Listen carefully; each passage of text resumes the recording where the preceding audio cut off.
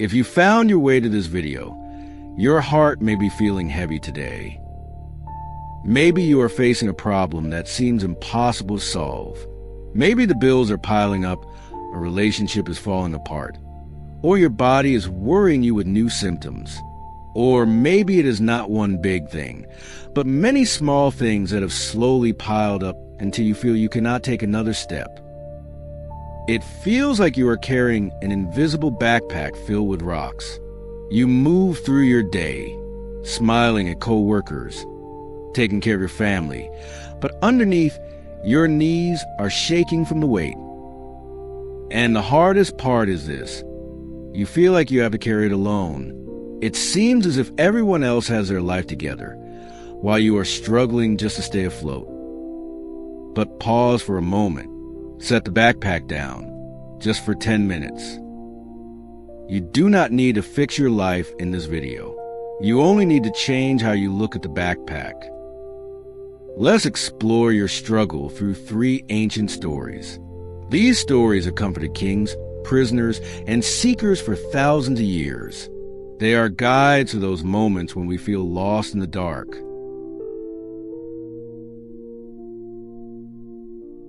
When we feel overwhelmed, the mind does something dangerous. It tries to predict the future, and it almost always predicts disaster. We think, I lost this client, so I will go bankrupt, lose my home, and my life is over. We link one event to the worst possible outcome until fear leaves us frozen. There's an ancient Chinese story that challenges this habit. It is the story of the old farmer. One day, the farmer's only horse ran away. The neighbors came and said, "What terrible luck! Now you have no horse to plow your field." The old farmer simply smiled and said, "Maybe." The next day, the horse returned, bringing 3 wild horses with it. The neighbors exclaimed, "What wonderful luck! Now you are rich." The farmer replied, "Maybe." The following day, the farmer's son tried to ride one of the wild horses. He was thrown off and broke his leg. The neighbor said, "What terrible luck! Your son is badly injured." The farmer answered, "Maybe." A week later, the army came to the village to take young men to fight in a violent war. They took all the young men except the farmer's son because of his broken leg. The neighbor said, "What a blessing." And the farmer said, "Maybe." Right now, you may be looking at your situation and calling it a disaster. You feel afraid because you think you know how this story ends. But you do not. Life is an endless chain of events. What looks like a curse today may become the thing that saves you tomorrow.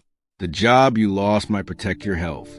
The relationship that ended may open the door to finding yourself again. When panic rises, remind yourself, I do not know the whole story yet. Rest in the word, maybe. It softens fear and lifts some of the weight from your heart.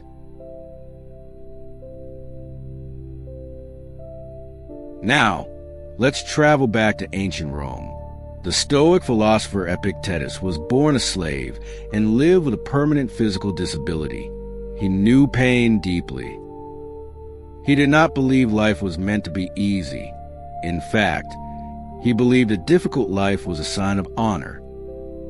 Epictetus used a powerful metaphor, the wrestling match. Imagine you are an Olympic athlete. Your coach cares deeply about you. He wants you to become the greatest champion possible. So, who does he choose as your training partner? Someone weak? No. He pairs you with the strongest, heaviest, toughest wrestler in the gym. Why? Not because he dislikes you, but because he knows you can only become a champion by struggling against something stronger than yourself. Epictetus said, "Circumstances are simply God's way of matching you with a difficult opponent." Right now, life may have thrown you into the ring with a giant. Financial pressure, illness, or grief. This is your opponent. It feels like punishment. But what if it is training? This challenge is asking something of you. It is calling you to develop the patience you did not know you had. It is teaching resilience. It is breaking down the ego while building true character. When you feel overwhelmed, try changing the question. Instead of asking, "Why is this happening to me?" ask, "What strength is this meant to build in me?" You are not a victim. You are an athlete in the middle of a hard match, and you are stronger than you think.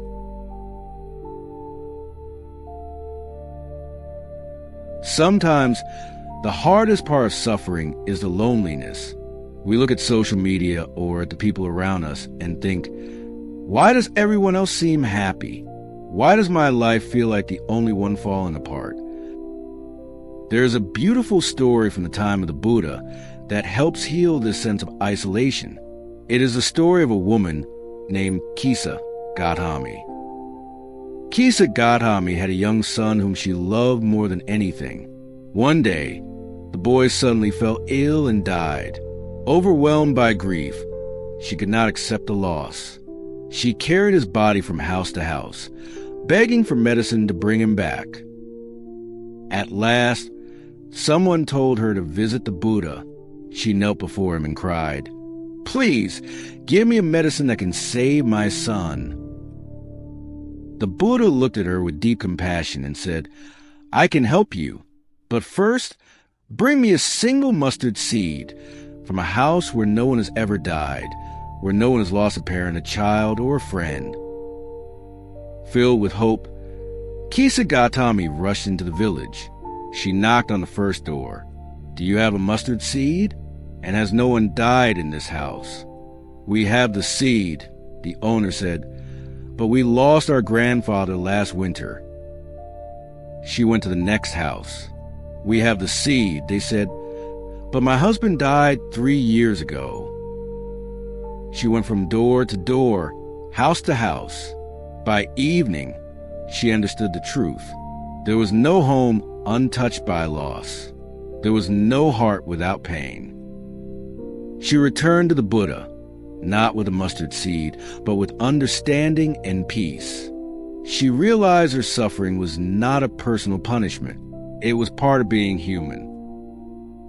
If you feel afraid or alone today, remember the mustard seed. You are not alone in this experience. The heavy feelings you carry are being carried by millions of others right now. Your neighbors, your boss, even the people you admire, all have their own hidden grief. Your pain connects you to humanity. Let it soften your heart, not harden it. Let it make you kind, not bitter. We have the stories. But how do you get through the next hour? When the mind feels chaotic, let the body take the lead. Zen Buddhism teaches a simple practice called just wash the bowl. A student once asked a Zen master, "How do I find enlightenment?" The master asked, "Have you finished your meal?" "Yes," the student replied. "Then go wash your bowl," said the master. It sounds too simple, but when you feel overwhelmed, simple is exactly what you need. The mind wants to solve problems for next year. Gently bring it back to the bowl. What is right in front of you? Is there a pile of laundry? Fold one shirt. Is there an email to write? Write one sentence. Is your body tense? Take one slow breath. Do not try to build the whole wall. Just lay one brick, then lay another. Chaos cannot survive order. By doing one small physical task, you create a quiet island of calm in a sea of confusion. Stand on that island. Stay there for a while.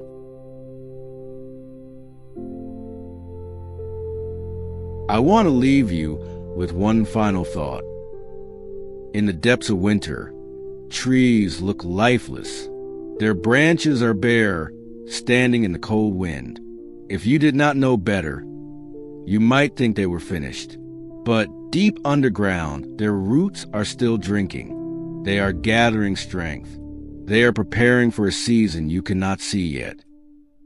You are in your own winter right now. It feels cold. It feels dark. It feels frightening. But you are not broken. You are growing deeper. The fear you feel is the friction of growth. The sense of overwhelm is the old shell breaking, making room for something new to emerge. Trust the process. Trust the pilot guiding you through the storm. The maybe will turn in your favor. The wrestling match will make you stronger, and you are walking this path alongside millions of others. You can handle this, not because it is easy, but because you are capable of doing hard things. Just wash the bowl, take the next step, and remember, even the darkest night ends with the sun.